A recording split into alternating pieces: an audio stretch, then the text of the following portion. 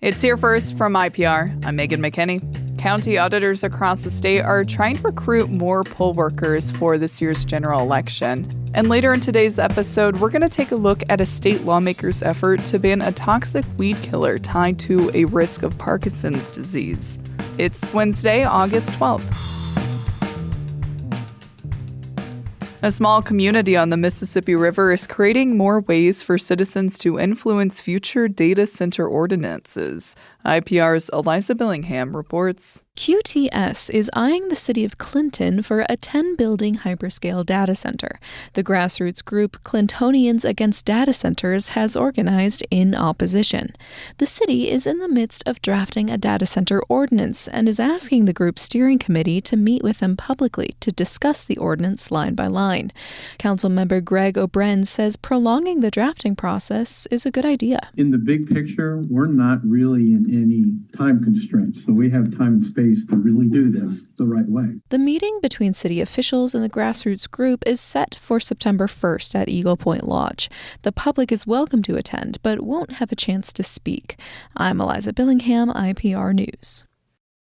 The Waterloo School District is selling an old high school to be redeveloped as veteran housing. Here's more from IPR's Gavin McGough. Waterloo developer Victor Rottenhouse will purchase the Expo High School. He says he'll turn the campus into a mixed-use development. The vision is a commercial level on the bottom floor, residential on the middle floor, and then green housing on that top floor. The thought process there is by putting a veteran in one unit of the fourplex, I can subsidize their living out of the other three units, the commercial level, and the fruits and vegetables that would be able to be sold off of the roof. Rottenhouse secured the building for $150,000, less than a third of the asking price, but he must invest in the campus or it reverts to the district in 2 years. The Expo School housed alternative learning programs now located at the city's Career Center. I'm Gavin McGough, IPR News. Iowa Senator Chuck Grassley says the Pentagon needs to be audited like other federal agencies. He is introducing a bipartisan bill requiring the Pentagon to pass independent audits or face fines. Grassley, a Republican, is offering the bill with Senator Bernie Sanders, an independent from Vermont. Grassley says national security is the primary responsibility of the federal government, and the Defense Department has been plagued by wasteful spending for decades. Grassley and Sanders first introduced the bill in 2021 and then reintroduced it in 2023. Grassley says he's optimistic the Pentagon brass will comply this time. I've had meetings with leaders of the Defense Department now, and I think there's a real determined effort to have the Department of Defense in line with every other department and have a certified audit. But we're backing it up with legislation. Grassley says his support for the bill is not tied to any current military conflicts. It's less than 100 days until the general election. County auditors across the state are trying to sign up more poll workers for the election.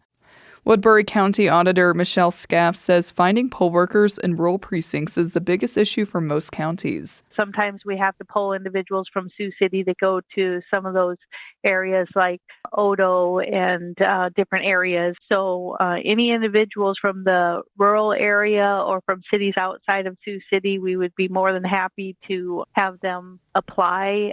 Poll workers do get paid. Scaff says they can expect to work from 6 a.m. to late at night around 10.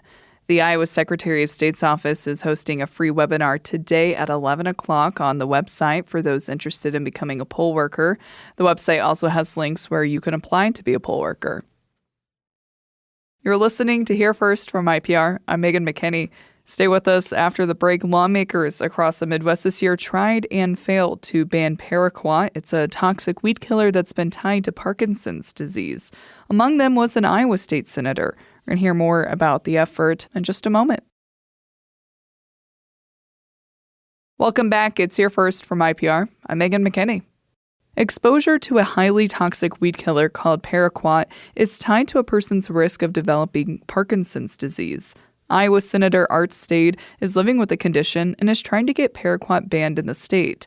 But as the Midwest Newsroom's Luke Nozeka reports, his efforts stalled this year. Art Stade first noticed trouble with his fine motor skills 2 years ago when he started struggling to write. And then there were other people in the community. I'm out in the community a lot. And they noticed changes in my standing and walking. A neurologist pointed out that Stade's facial expressions had changed. He didn't blink as often, and his balance was off. He went to the University of Iowa's Medical Center, where he was diagnosed with Parkinson's, the fastest growing neurodegenerative disease in the world. It affects all kinds of things. Your movements, your balance, your nerve, your response to your brain. Wanting your hand to move and it doesn't, it freezes, or your foot freezes, so you stumble. Stade is among more than 1 million Americans who live with the progressive disease. He's also an Iowa state senator, which uniquely positions him to advocate for people with Parkinson's. As of 2023, just a handful of lawmakers nationwide had ever disclosed a Parkinson's diagnosis while in office. Last session, Stade introduced a bill that would have banned the use of paraquat, a highly toxic herbicide that researchers have linked to an increased risk of developing Parkinson's. It is banned in more than 70 countries across the world. This isn't about me, it's about anybody that is exposed to paraquat, whether it's me or not, that the health of the common good was important. Stade does not know what caused his Parkinson's, and he did not grow up near a farm. But the correlation between Parkinson's and paraquat is of particular interest to Midwesterners, as Nebraska and Kansas have the highest rates of Parkinson's in the U.S., according to a 2025 study. Those living with the disease include about 10,000 Iowans, nearly 9,000 Kansans, more than 20,000 Missourians, and about 6,100 Nebraskans. Stade isn't alone in his efforts to ban paraquat. Lawmakers in at least 10 states, including Missouri and Illinois, have proposed restricting its use or sale. 3 other states floated outlawing its application near schools. But despite growing concerns about the weed killer, Vermont is the only state that has banned it. It is so closely connected to not just Parkinson's disease, but other health harms. And ultimately, this is a tool that needs replacing in the toolbox.